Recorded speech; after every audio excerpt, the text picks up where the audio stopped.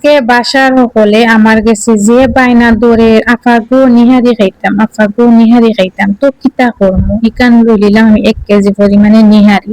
গরুর ফা, গরুর ফা রান্দার লাগে আমি পাটা বালা হইরা দইয়া দাইয়া রেডি হয়ে দিলাম। এখন লই দিলাম আমি ডেগোর মাঝে তেল, তেলটা লইয়া তারপর আমি তেলাইলাম আস্তে আস্তে ওপর নিয়ারি।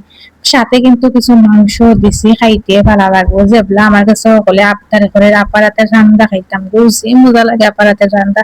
এখানে দিলাইলাম পরিমাণ অনুযায়ী পেঁয়াজ বেরেস্তা, পেঁয়াজ বেরেস্তা দেওয়া ওই করে দিলাইলাম আদা বাটা, আদা বাটা ও দিলাইলাম। এখন দিলাইমু আমি রসুন।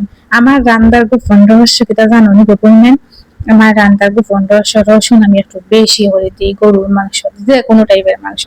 তারপর দিলাইলাম হলুদের গুঁড়া, এখন দিলাইলাম লঙ্কার গুঁড়া, অতটা দিচ্ছি আমার লঙ্কার গুঁড়া বেশি লাগে। এরপর দিলাইলাম ধনিয়ার গুঁড়া, ধনিয়ার গুঁড়াটা দেওয়া ওই গেলে এখন আমি গেলাম গিয়ে গরম মশলা আনার লাগে, গরম মশলাও দিলাইলাম আইনা।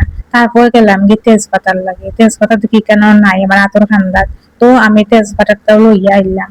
তেজপাতাটা লইয়া আইয়া এখন আমি তেজপাতাটাও কিন্তু দিলাইমু, তেজপাতা কিন্তু আমি চিরা সাইরা দিলাম। তো চিরা উইরা দিলে ঢুকবো নি মাংসের ভিতরে। এখন দিলাইলাম লবণ, লবণ উপন দেওয়া ওই গেলে এখন আমি রান্নাটাও কিন্তু বসাইলাম। আমি রান্না হইল গিয়া ইন্ডাকশন, তারপর একটু পানিও দিলাইলাম অল্প পরিমাণে, ওই পানি কিন্তু আমার মাংসটা হিজে যাব।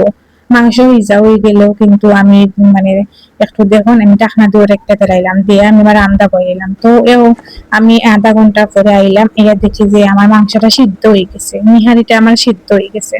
তো সিদ্ধ হয়ে গেছে যেগুলা কইতে 2-3টা আলু দিলাইলাম, আলু দিলে একটু বাড়বো না, তো বাড়ার লাগে দিলাইলাম 2-3টা আলু। তো আইনা দিলাইলাম দইয়া দাইয়া। এখন আলুটা আর মাংসটা আমি একটু নাড়াচাড়া দিলাইম, নাইরা চাইরা যাতে মাংসের লগে আলুটা ঢুকিয়ে ওটার লাগিয়ে আমি নাড়ে নিলাম। তো লাইরা চাইরা দিলাইলাম, নাড়াচাড়া হয়ে গেল। এখন আমি আবার মাংসটা কষাইমু, কষানি হয়ে গেল আমার। তো কষানি যেগুলা হয়ে গেছে তো কই দিলাই জিরার গুঁড়া, তো জিরার গুঁড়াটা এখন আমি দিলাইমু। তো জিরার গুঁড়াটা আমি পরিমাণ অনুযায়ী দিলাইলাম। আমার জিরার গুঁড়াটাও দেওয়া হয়ে গেল। আমি অল্প কিছুক্ষণ রান্না করলাম, রান্না করার ফাইনাল লুকটা দেখুন। অতটা আমি আর ক্লিপ নিছি না, আমি ভুলে গেছিলাম। তো মায়ের বলমেনেরা দেখুন কালারটা খাইতেও মানে যে ভালো লাগে। এরকম রান্না করলে আলু দিয়ে গরু নিহারি বা ফা অল্প সময়েও কিন্তু রান্না হয়ে গেল। আর খাইয়েও কিন্তু হলের মানে তৃপ্তি করে খাইয়েও আমার অনেক বেশি প্রশংসা করলো। লই নিলাম আমি খানির লাগি, আমার লাগি লইলাম একটা প্লেট, লইলাম নিহারি খান। নিহারি লইয়া আলু লইলাম এক টুকরা, মেয়ে লই দেখি কিলা হইছে, তো পরে লই মনে। এখন মাংস দেখি কোন পিস লইতাম, তো মাংস 1 পিস লই নিলাম, লইয়া এখন দিমো খানি। আর অত ভালো লাগে এরকম রান্না করলে।